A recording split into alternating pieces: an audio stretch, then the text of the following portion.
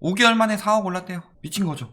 서울보다 더 뛴 전주. 요즘에 서울이 많이 멈췄죠. 그리고 또 치솟는 신도심 아파트값. 구도심에 무슨 일이 신도심에 이어 들썩거리고 있다. 이런 이야기 하고 있죠.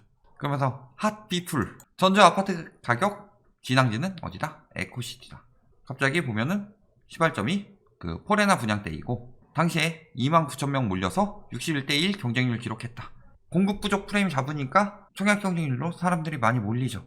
이게 굉장히 일시적인 현상인데 평생 갈 것처럼 이야기하고 있어요. 미분양 관리 지역이었고 저희 예전에 전화경 한번 해가지고 전주, 아산, 경산 이렇게 해서 올렸었는데 그때도 별로 뜨지도 않았었죠. 그때 일부만 떴었죠. 그런데 굉장히 뜨고 있는 것처럼 이야기하더니 결국엔 성공했더라. 뭐 될 때까지 성공해서 팔아치우고 빠지면 되는 거죠. 외부 세력의 작용과 입주민의 이해. 입주민의 이해는 팔고 빠지려고 했다는 거죠. 사실상 보통 그 분양하기 전에 특히 에코시티 같은 경우는 새롭게 형성되는 곳이기 때문에 분양 직전에 인근에 가격 띄우기가 하기 좋은 지역이더라. 이렇게 보시면 되겠죠. 오우 11억 거래가 나왔어요. 그리고 10억 1,500이 나왔죠. 그 전에 8억 하던 게 갑자기 11억으로 껑충 뛰었다. 근데 보니까 뭐예요? 자전거래 느낌이 난다는 거죠. 높은 가격으로 매매 계약 체결한 후 실거래가 신고하고 다시 잔금일을 미룬 뒤에 계약을 취소하는 수법이다. 그러니까 지 걸 가지고 지가 거래하면서 올리고 근데 만약 그렇게 거래하게 되면은 뭐 취득세도 내야 되고 뭐 양도세도 내야 되고 그렇잖아요. 그러니까 취소한다. 이런 식으로 자전거래를 했다는 거죠. 이런 식으로 뭐 가격 띄우고 그 다음에 뭐 이렇게 한 건 거래를 해서 팔아치우던가 이랬을 가능성도 있죠. 이거에 속아서 아 여기 11억 거래되는데 10억짜리 매물이 있어요. 이 가격에서 갑자기 이렇게 된다. 튄다. 자전거래 아니면 분양가 띄우기인데 이 정도로 티나게 하는 건 힘들죠 사실. 그리고 거래 안 되고 있다. 자 그래서 불법 거래 여부 조사한다고 합니다. 걸려라. 쌤통이죠. 근데 최대 3천만 원의 과태료. 사실 이게 좀 약하죠. 근데 8억짜리를 11억에 팔았다. 사실상 이런 식으로 불법 거래를 하고 시세를 띄웠으니까 3억 띄웠으면 3억 물려야죠. 띄운 만큼 물리게 한다. 그렇게 하면은 함부로 못하겠죠. 3천만 원은 좀 약하다. 그리고 취득가액의 2에서 5%에 해당하는 과태료. 이런 식으로 잡아낸다고 하는데 사실상 아직 거래 분석은 나오지 않았으니까 인간들 아직 좀 있을 테고 특사경만으로는 조금 힘들죠. 뭐 거래 분석원 반대니 뭐 거래 위축되니 이런 이야기 하는데 저딴 짓거리 하는 인간들이 자꾸 나오는데 어떻게 그거를 안 할 수가 있겠느냐. 사기잖아요. 사기를 잡겠다는데 왜 반대하죠? 사기칠 생각을 가지고 있는 잠재적 사기꾼들이다 라고 보시면 되겠죠. 자, 투기 의심 200여 건. 전주에서만 한 중대형 아파트가 거래가가 몇 달 사이 폭등했다. 그러면서 어디에요? 에코시티, 그 다음에 뭐 완성지구, 혁신도시 이런 신도심들의 기형적인 아파트값 상승. 보통 아까 이야기했듯이 자전거래 가능성 높고 그 다음에 뭐 신도심 같은 경우는 분양가 띄우기도 들어가기 좋죠. 또는 띄우기 위해서 업계약을 했을 수도 있고 뭐 다운 계약을 하는 곳도 있겠지만 업계약을 했을 수도 있고 가능성 제일 높은 거는 요거죠. 요거 단지 찍어주기. 컨설팅 플러스 유튜버 스타 강사. 사실상 이거 되게 세력 만들기 되게 쉽거든요. 유명한 스타 강사가 전주 에코시티를 찍어준다. 한 1, 200명 들으면 그 중에서 뭐 한 1, 20명만 간다 하더라도 영향을 주는데 문제는 이런 것들 이런 인간들이 보러 가죠. 존경하는 스타 강사님 하면서 막 지들 채널에 막 붙여놓죠. 존경하는 스타 강사님 하면서 그런 식으로 혹은 뭐 유튜버가 띄워준다. 그러면은 존경하는 유튜버님 하면서 다 같이 들어가서 같이 띄워준다. 뭉쳐서 띄우면은 여기서 한 1, 20명 가고 유튜브 듣는 사람 한 3, 40명 가고 컨설팅 받은 사람 한 1, 20명 가면은 요것만 해도 몇 명이에요. 서로 뭉치면 뭉칠수록 효과가 극에 달하죠.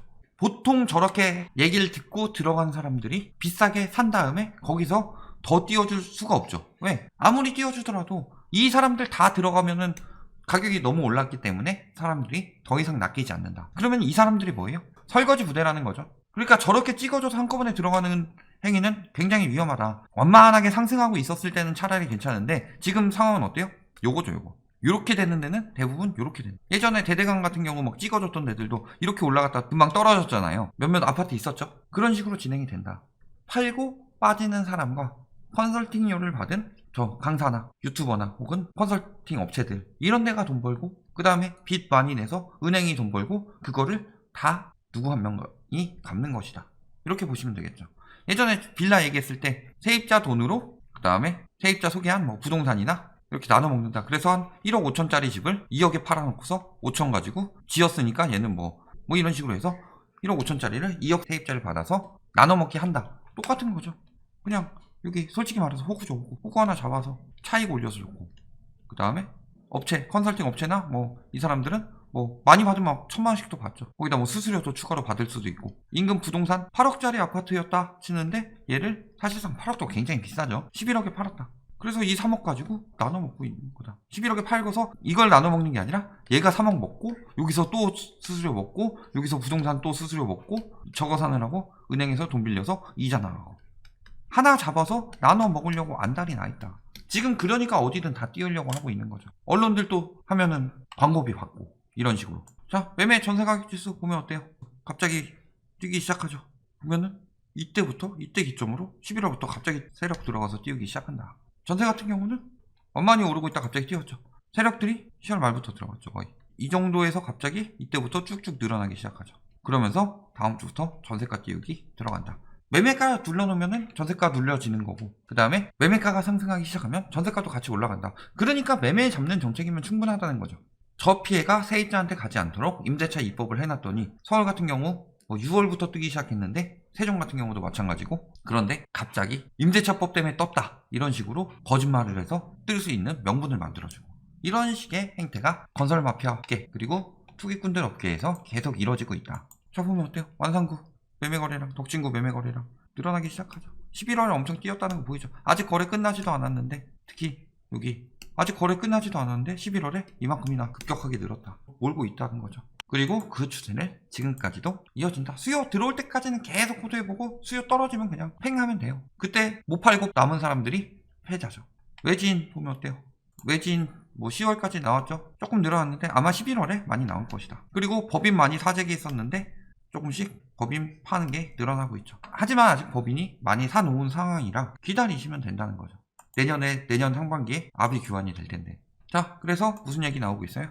4대 신도심, 국토부 조정 대상 지역 지정되냐 이런 이야기 나오고 있죠. 그 전까지는 예를 들어 전주를 지정하면 전주를 지정했는데 전주 전체적으로 그렇게 많이 안 오르니까 지정하기가 애매해지고 이런 게 있었는데 이번에 12월 달에 어떻게 한다고 그랬어요?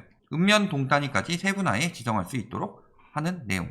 이게 개정안이 국토교통위원회를 통과했다. 최근 통과했어요. 통과시키고 12월에 지정한다고 그랬죠. 그렇다면은 지정될 가능성이 높은 지역 중에 전주 4대 신도심, 특히 가장 많이 끼고 있는 에코시티 이런 데는 지정될 가능성이 굉장히 높다는 거죠. 돈에 뭐 공인중개사들 뭐 맨날 하는 얘기 뭐예요? 자기네들 이거 걸려 있으니까 뭐라 그래요? 조정받으면 대출 상환 문제 생기고 깡통 전세 생기고 하우스 푸어 생기고 소비 위축 생기니까 절대 집값 떨어지면 안 된다. 집값이 올랐기 때문에 대출 상환 문제가 커진 거죠. 그 다음에 전세값을 너무 올렸기 때문에 깡통 전세가 생긴 거죠. 깡통 전세 문제를 왜 지금 집값 떨어지는 데서 찾아요? 전세가를 너무 높게 받은 게 문제지. 하우스 푸어 마찬가지죠. 지금 사지 말라고 그랬는데 꼭 사는 사람들, 무리해서 사는 사람들이 하우스 푸어 된다. 집값이 떨어지든 안 떨어지든 나가는 돈은 똑같은데 왜 갑자기 하우스 푸어예요? 실거주로 내가 이거를 30년 동안 갚겠다 이런 마음으로 내가 뭐 들어갔다 해봅시다. 하우스 푸어예요? 들어갈 때? 집값이 오르고 있으면 하우스 푸어고 떨어지고 있으면 하우스 푸어 아니에요? 어차피 원리금 나가는 건 똑같은데? 즉 실거주 문제가 아니라 이거는 투기꾼 문제죠. 소비 이축. 집값이 올라서 소비 이축된 거죠. 뭔 개소리 하고 있어요.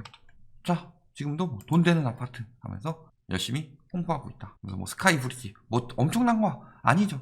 연결 스카이 브릿지. 여기서 옆층 넘어가려면 이렇게 내려가서 돌아서 갔어야 되는데 위에서도 갈 수 있다. 뭐 이 정도 느낌 아니에요?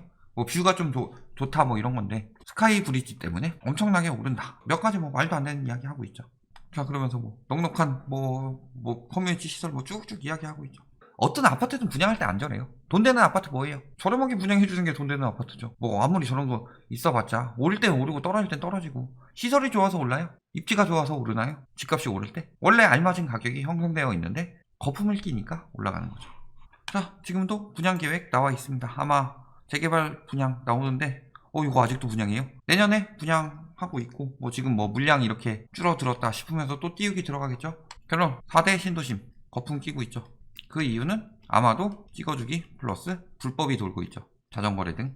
자, 그런데 저기 가치가 원래 얼마냐? 무시한다든가 이런 말이 아니라 전주가 11억까지 주고 살만한 동네인가? 서울도 이거보다 저렴한 데 많은데 서울이라고 무조건 좋다 이런 걸 떠나서 서울이 일단 교통, 그 다음에 저기 인프라, 그 다음에 수요가 많죠. 수요가 많은 이유는 직장이 많고 그 다음에 학군이 좋고 이런 것들이 다 모여 있어야 되는 건데 그냥 신도시니까 무조건 더 오른다 이런 마음으로 띄우고 있다. 그렇죠. 말도 안 되는 거죠. 저런데 그 급격히 뛰는 아파트 절대 사지 말고. 그 다음에 요게 그 구도심까지 올릴 거라고 하고 있어요. 서울 할 때랑 똑같죠. 예전에 강남 먼저 띄우고 나중에 뭐 노도강 같은 데로 돌아가죠. 그러면서 노도강 엄청나게 뜬다 했는데 과거 보면 뭐예요? 얼마 뜨지도 않다가 금방 부업세되다가 왔다 갔다 하다가 떨어진다. 뚝 떨어진다.